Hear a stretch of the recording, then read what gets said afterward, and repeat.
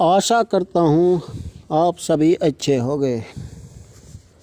इस वीडियो में हम पढ़ेंगे IPC 1860 के अध्याय 17 संपत्ति के विरुद्ध अपराधों के विषय में, चोरी के विषय में। इसमें है धारा 378 चोरी, धारा 379 चोरी के लिए दंड, धारा 380 निवास गृह आदि में चोरी, धारा 381 लिपिक या सेवक द्वारा स्वामी के कब्जे में संपत्ति की चोरी, धारा 382 चोरी करने के लिए मृत्यु, उपहति या अवरोध कारित करने की तैयारी के बाद चोरी,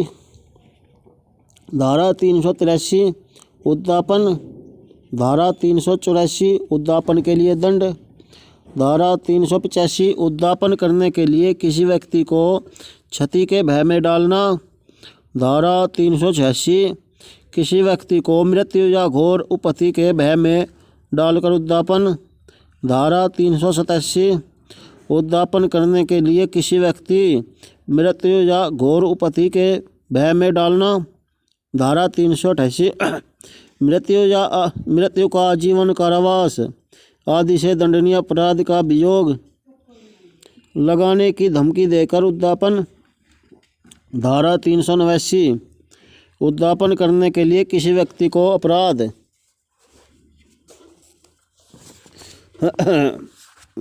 किसी व्यक्ति को अपराध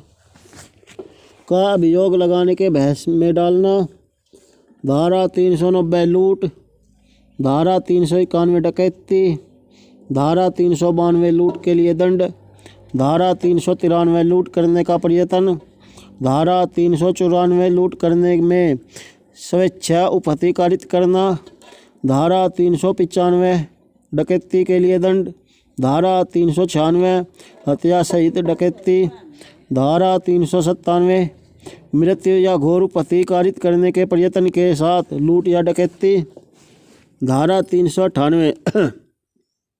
घातक आयुध से सज्जित होकर लूट या डकैती करने का प्रयत्न, धारा 399 डकैती करने के लिए तैयारी करना, धारा 400 डाकुओं की टोली का होने के लिए दंड, धारा 401 चोरों की टोली का होने के लिए दंड, धारा 402 डकैती करने के प्रयोजन से एकत्र होना, धारा 403 संपत्ति का बेईमानी से दुर्विनियोग, धारा 404 ऐसी संपत्ति का बेईमानी से दुर्विनियोग जो मृत व्यक्ति की मृत्यु के समय उसके कब्जे में थी, धारा 405 आपराधिक न्यास भंग, धारा 406 आपराधिक न्यास भंग के लिए दंड, धारा 407 वाहक आदि द्वारा आपराधिक न्यास भंग, धारा 408 लिपिक या सेवक द्वारा आपराधिक न्यास भंग, धारा 409 लोक सेवक द्वारा या बेकर व्यापारी या अभिकर्ता द्वारा आपराधिक न्यास भंग, धारा 410 चुराई हुई संपत्ति, धारा 411 चुराई हुई संपत्ति को बेईमानी से प्राप्त करना, धारा 412 ऐसी संपत्ति को बेईमानी से प्राप्त करना जो डकैती करने में चुराई गई है, धारा 413 चुराई हुई संपत्ति का अभ्यासत व्यापार करना, धारा 414 चुराई हुई संपत्ति को छुपाने में सहायता करना, धारा 415 छल, धारा 416 प्रतिरूपण द्वारा छल, धारा 417 छल के लिए दंड, धारा 418 इस ज्ञान के साथ छल करना कि उस व्यक्ति को सदोष हानि हो सकती है जिसका हित संरक्षित कर रखने के लिए अपराधी आबद्ध है, धारा 419 प्रतिरूपण द्वारा छल के लिए दंड, धारा 420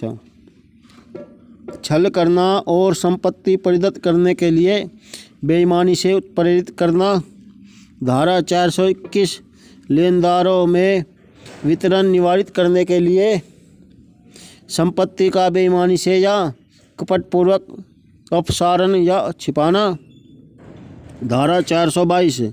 ऋण को लेनदारों के लिए उपलब्ध होने से बेईमानी से या कपटपूर्वक निवारित करना,